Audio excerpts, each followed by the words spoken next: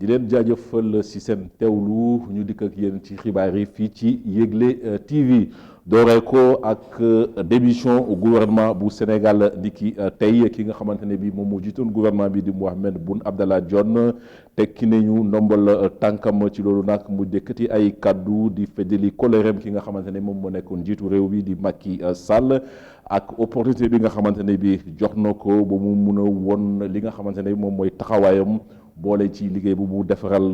askanu Sénégal lii di gouvernement bu yees bi mën nañ ko xaarandi fileek waxtu yu néew bu ñu sukkandikoo ci kaddu yu tukkee kii di Mohamed Boun Abdallah Dionne. tey dañu ñëwoon fii ci palais bi ndax yàlla may nañu li ñu doon bëgg ci réew mi muy tey ak dal ak stabilité. ba ñu dugg ci élection yi ci bisimilah rahmaani rahim génn ci alhamdulilahi rabil alamin peuple sénégalais jëlaat confiance am jëlaat ay yaakaaram dénk ko président Macky Sall ñu ci félicité président Macky Sall di ko ci ñaanalit yàlla jàppale ko ni mu ko jàppale woon ba yéeneem ci réew mi yéene boobu ci xale yi yéene ci jigéen yi yéene ci dégg ngeen ko keroog wax na ko ci dunduwaay ci dëkkuwaay ci dëkk yi ni ñu war a mel loolu yéeneem boobu yépp yàlla dimbale ko bu mottali ko ñun nag dañu ñëwoon félicité ko encore biñ ko félicité ba pare it ñu ñëw toog ak moom ni nga xam ne moom la ko sartu réew mi tërale président bu bees bu toogee dañuy ñëw gouvernement bi delloo ko lenge yi démissionné pour mu mën a taxawal équipe am bu bees gouvernement bu bees équipe bu bees pour jubluwaat ci liggéey bi loolu moo doon suñu ay tànk tey ñu ñëw delloo ko lenge yi feddali ko suñu disponibilité totale di remercier ko it ci li nga xam ne chance bi mu ñu joxoon ñu liggéey pour réew mi ci wetam jërë ngeen jëf merci. kii di secrétaire général bu présidence Maxime Simon Ndiaye daal di ko feelu te tamit indi li nga xamante ne bi moom moo tukkee ci njiitu réew mi Macky Sall gannaaw ba Mohamed Boun Abdallah Dionne tekki ndombal tànkam ci boppu gouvernement bu Sénégal kii di Maxime Simon Ndiaye daal di addu ci li nga xamante ne bi moom la ko njiitu réew mi dénk. Rappel que le 6 juillet. kii di ilimaanu jawriñ ba woon di Mohamed Boun Abdallah Dionne nekkoon na ku nga xamante ne bi ku dëggu la te ku am kóllëre la rawatina ku dëggu la te ku baax la ndax wane na lépp lu nga xamante ne bi mënoon na ko def ci lépp lu nga xamante ne bi dafa aju ci projet wu njiitu réew mi gannaaw ba mu nekkoon ci boppu primature lu toll ci juróom fukk ak juróom ñaari weer kii nekkoon iliman jawriñ bi woon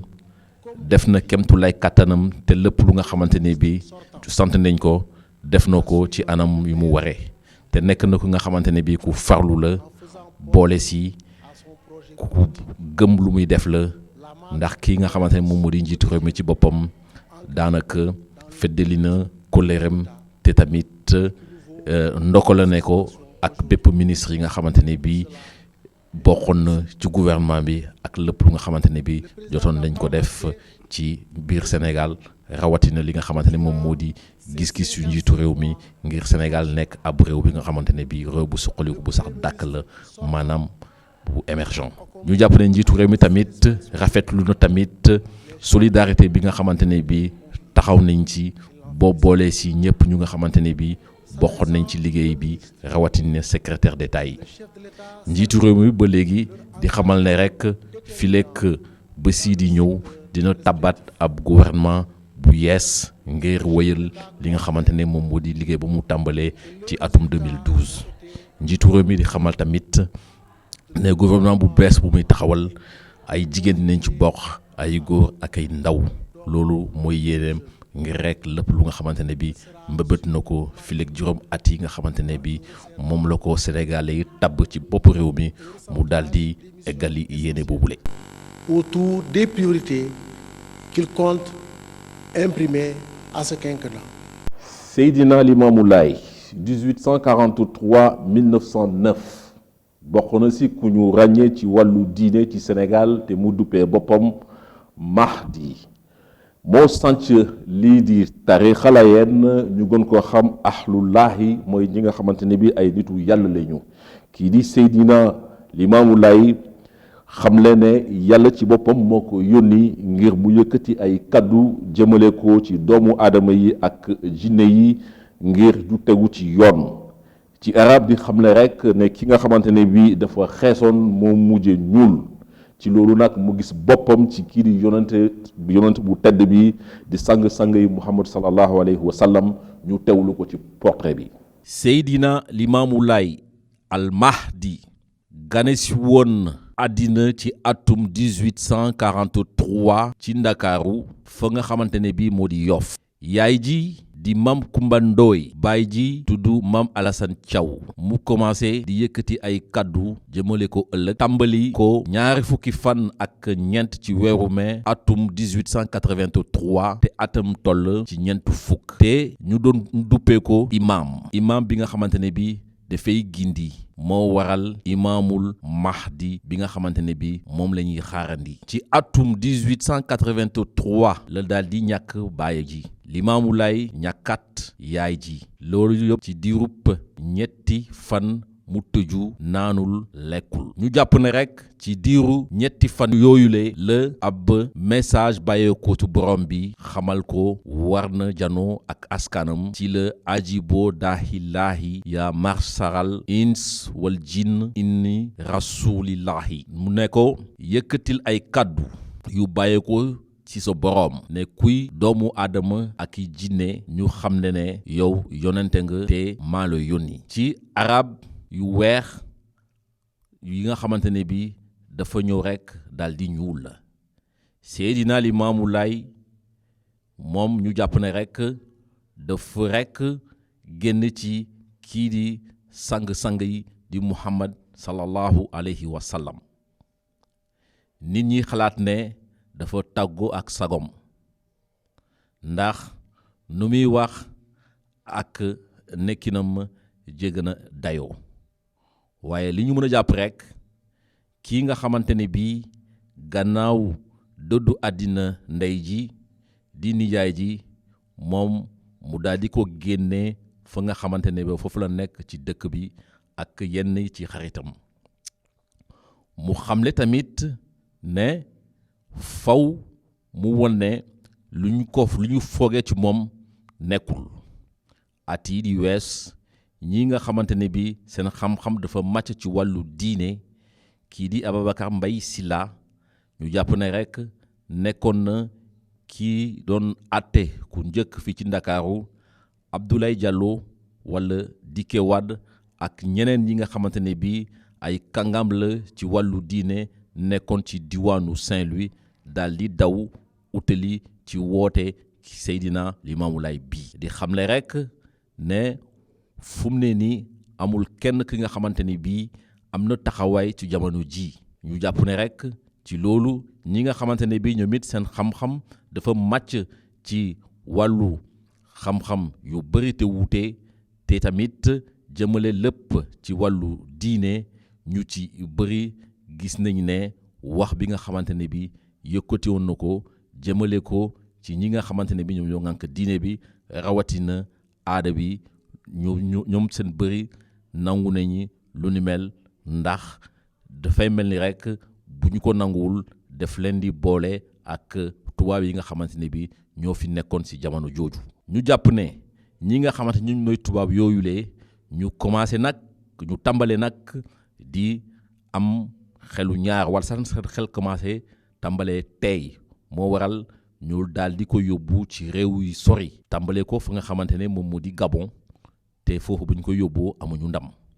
ñu indi ko daal di ko yóbbu fa nga xamante ne bi moo di Gorée te ki nga xamante ne moo fa nekkoon moo doon Abdoulaye Diallo gannaaw bu ñu ko tëjee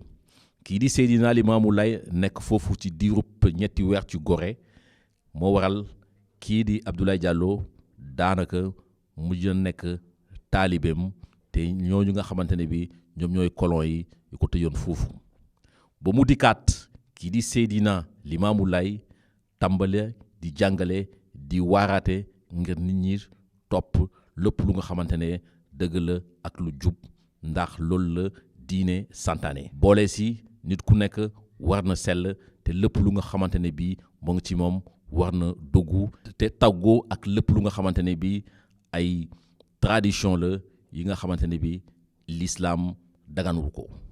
ñu jàpp ne rek gannaaw ba mu dëddoo àddina ci atum 1909 te atam mi ngi toll ci juróom-benn fukk ak juróom-benni at bàyyi na ab téere bi nga xamante ne bii moo ngi ko xaaj juróom-ñeenti pàcc. lii di communauté layène lii di téeméer ak fanweer ak juróom-ñeenteelu édition bu appel Seydina Limamou Laye la ñuy màggal lii gën a fës ci xew-xew bu réew boobu bàyyeekoo ci wàllu diine rawatina ñi nga xamante ne ñoom ñooy waa ahlu laahi dinañ ko amal juróomi fan ba juróom benn fan ci weeru avril fa nga xamante ne bi moo di Yoff Ngor ak Cambérène niki ren nag ponk bi nga xamante ne bi moom la ñu teg moo di nag la ñuy mën a jàppalante bu ko defee jàmm ak xéwal mën a law ñu teewlu Ndeye Maguette Bousso ak Almami Fati ci reportage gi. ñi yore lépp lu jëm ci wàllum organisation bi xamle nañ ne jël nañ bépp matukaay ngir xew-xew bi daal di jaar yoon. Maguette Ndiaye mi ñu dajal Cambérène ñëwoon teewe téeméer ak fanweer ak juróom-ñeenteem édition bi ñu màggalal ku tedd kii di Seydina Limamou Laye dafa jàpp ne du benn yoon hasard. dañuy kontaan ndax appel bi boo teg Seydina Limamou bi dafa nekk loo xamante ne àdduna yëpp léegi waratuñ ko di ko laam-laamee ndax moom la woon démb moom la tey ñu gëm ko nag ba mu nekk 139e appel lii ko mu doyul dootu la doy ñuy gis ay xéewal saa su ne nag. am na changement bu baax ndax chaque année day gën a yokk moo woote woon démb tey woote fii tey weex démb ñuul tey ndax suñu borom bi fonk na gën di mindee fonk boo xamante ni tey jii bu dul woon dëgg bon ba léegi ci suba gi nii Cambérène la bu ngoonee Ngor la subaam jàmm ak salaam yoor bi muy Yoff jàmmalaay ci ngoon si cérémonie la. Habib Gueye ñu taseeg moom ca Yoff mi ngi àddu ci ay kàddoom di ñu xamal solos bis bi. dañuy fàttaliku woote Seydina Limamou Mahdi alayhi salaam mi nga xam ne moo woote woon fii ci Yoff di wax ne aajiboo daa ilaahi di woote bés boobu la ñuy fàttaliku tey jii ñu tàmbali ko tey ci Cambérène ci suba bu soobee yàlla dañuy gontu léegi dem Ngor daal di ko fay yeggali incha allah bu ñu xëyee nag daal di ko mu nekk yor jàmmalaay bi nga xam ne moom am na solo lool ci la sang bi woote woon. ci la defoon dénkaane yeeg yëpp bu soobee yàlla ci la ñuy fas yéene incha allah suba ci ngoon gi mu doon daal di dekk cérémonie gouvernement bi état bi ak Sénégal gi ak li ñu bëgg ci réew mi ñaan gi yëpp daal di tëj incha allah loolu lañ fas yéene bu soobee yàlla. waaw Seydina Limamou moom la woon démb moom la tey moom yàlla moo ko yónnee yàlla mi ngi ko yónnee nag mi nga xam ne mooy seet lu ko neex mu def ko suñu borom bi moo ñu ko.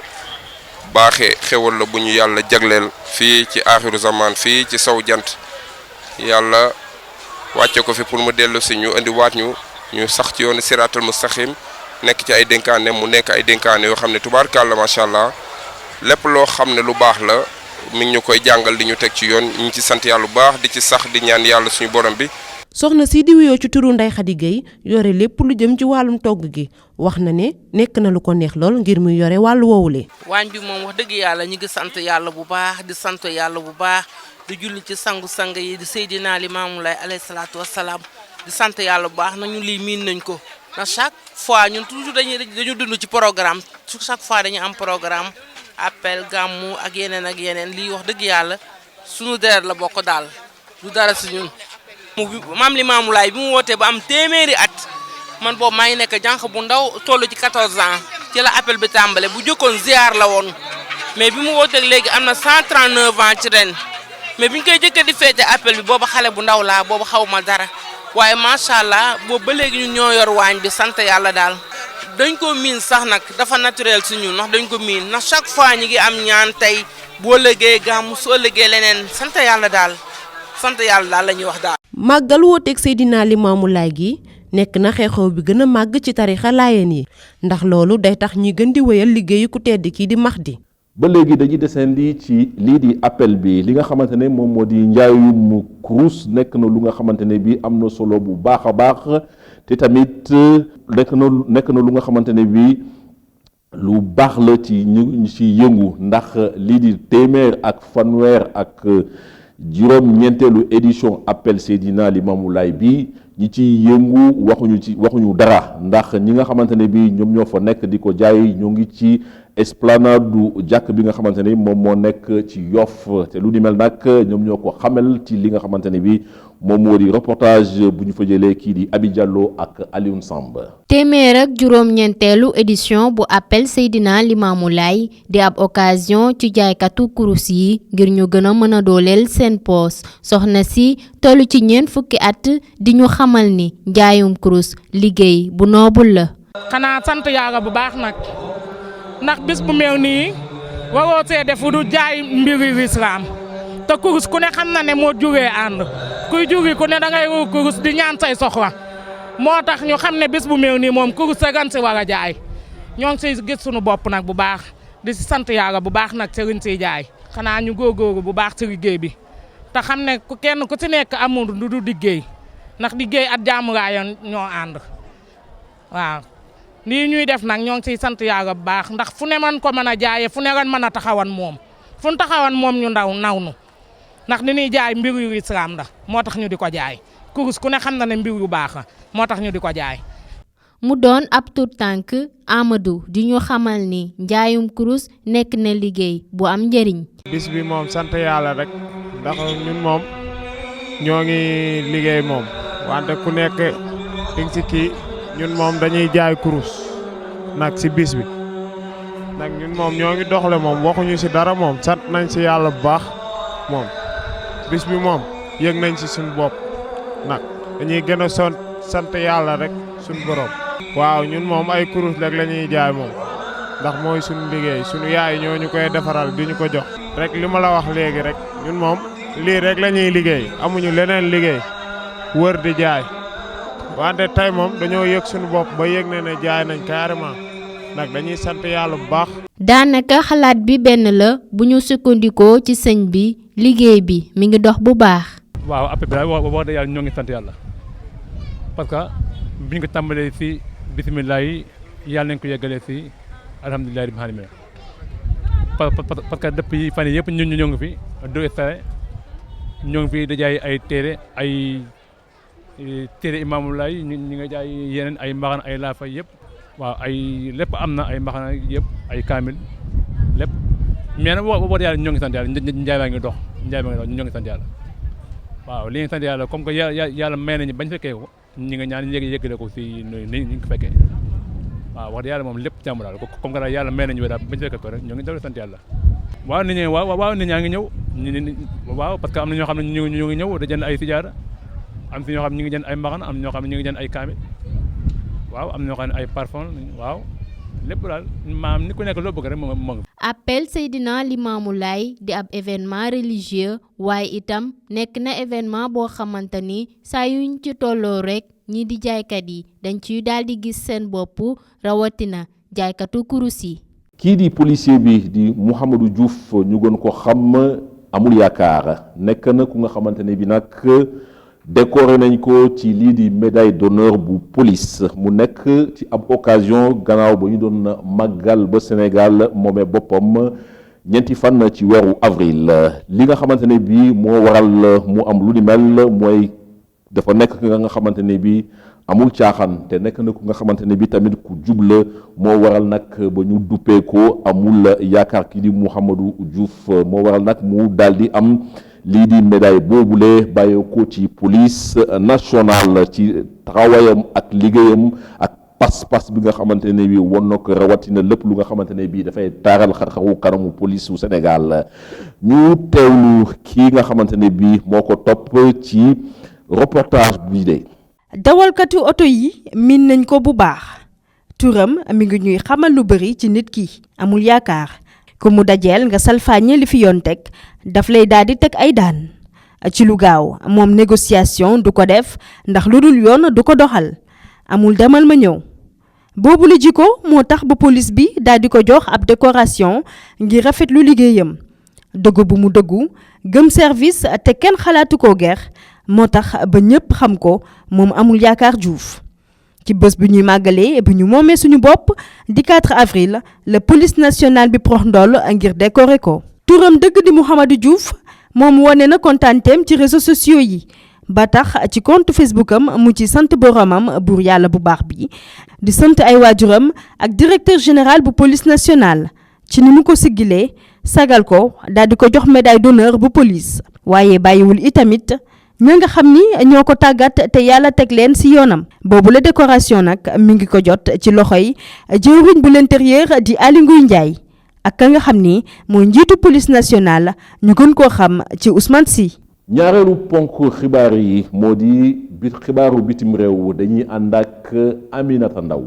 ñu koy dooree ak réewum Libi kii di maréchal Khalifa Haftar di commandant jox na ndogal soldat yi ni ki démb ngir armée bi dugg ca Tripoli troupe yi nag ñoom noppi nañu ngir dugg ci biir ville ba ginnaaw ba ñu amee ndogal bi nga xamante ne commandant bi moo daal di leen ko jox niki noonu sax moom Antonio Guterres moom a nga woon ca Tripoli ngir am accord de paix international ba mu doon amal waaye loole nag mi ngi dajeek force militaire yi nga xam ne ñoom ña nga woon ca porte capitale ba niki démb tamu tolloo ko téeméeri kilomètre ci Saalumu capital ba waaye nag fi mu toll nii ñoom Union européenne bi ñu ngi def benn conférence nationale ñu jàppandi ko ci fukki fan ak ñeent jàpp fukki fan ak juróom benn ci weeru avril ngir mën a indiwaat jàmm ci biir réew bi bu ñu fa jógee dañuy daal di utali réewum république bu démocratique bu Congo njiital réew ma di Félix Tshisekedi ma nga woon ca réewum Amérique ngir ñaan ndimbal nguurum États-Unis lu ni mel nag mi ngi ko xamle ci ab conférence ba mu doon amal mooy réewum États-Unis daal di koy jàppale ñu ànd liggéey ndax Amérique bu jàppul ci réewum Congo jafe-jafe yu mu nekk du yomb mu génn ci tey it doon na lu dëgg ci noonu sax la kii di secrétaire d'État di Mike Pompeo dalaloon na ko ca ëllëgu ba mu fa yeggsee fi mu toll nii nag njiital réew mi di Donald Trump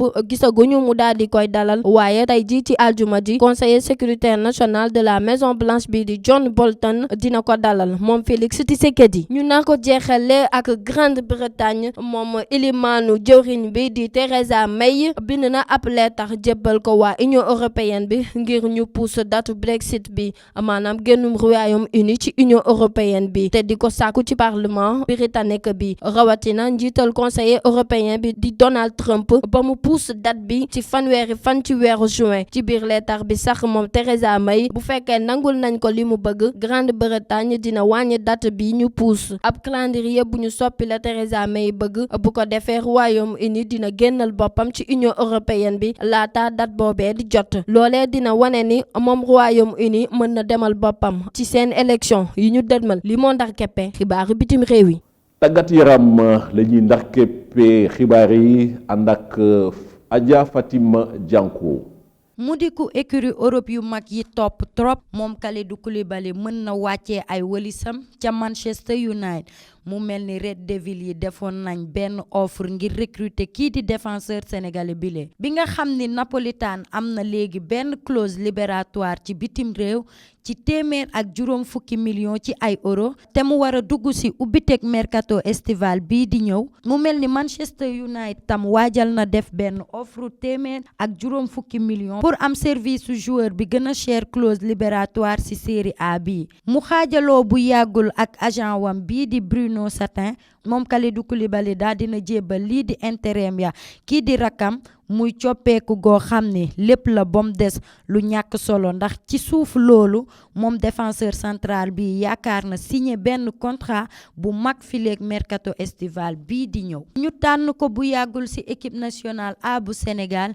Jali Kobali Ndiaye mu ngi léegi Reims ngir def benn test ci wàccaayu CAN 2019 bi portier bi tollu ci fukki at ak juróom-ñeent bokk ci Kayor Foot bu Tiwaawoon mu ngi wut poñ bu baax pour wane talent wam gannaaw journal record AS Monaco woo ko moom gu nekk portier bi nangu na fekk stade bu Reims di ab club bu Ligue 1 ca France ngir def benn saytu léegi nag door na entraînement yi ak limuk waa Reims ya altine bile équipe bu ren bu Mbaye Niang moom moo toogloo talaata Lyon ca demi-finalu Coupe de France Grégory Coupé entraîneuru góolu lool meroon na trop ci arbitrage bi gannaaw défaite bi Anthony Lopez obligé génn contre Barça gannaaw coup bi mu am ci 8e de finale dellu si bu Ligue des Champions mujjee na jeexal match bi ak benn ngaañ bu mag ci kanam gannaaw benn semelle boo xam ne Mbaye Niang du lu mu tay ci ndorteelu ndaje bi muy geste boo xam ne arbitre bi sanctionné wu ko te mu indi ancien portier bu Gons yi réagir ci Twitter naan xam ni bal bi mi ngi ci say loxo lu ci say crampon di wut budul pour gaañ attaquant yi am nañ dëgg trop ndax yombul ñu leen di sanctionné contrairement ak beneen wàll. fii la ñu yem ak yéen ci wàllu xibaar yi di leen jox dig daje ci suñu yeneen jotaayu xibaar di leen sant di leen gërëm ci seen teewlu di leen jaajëfal.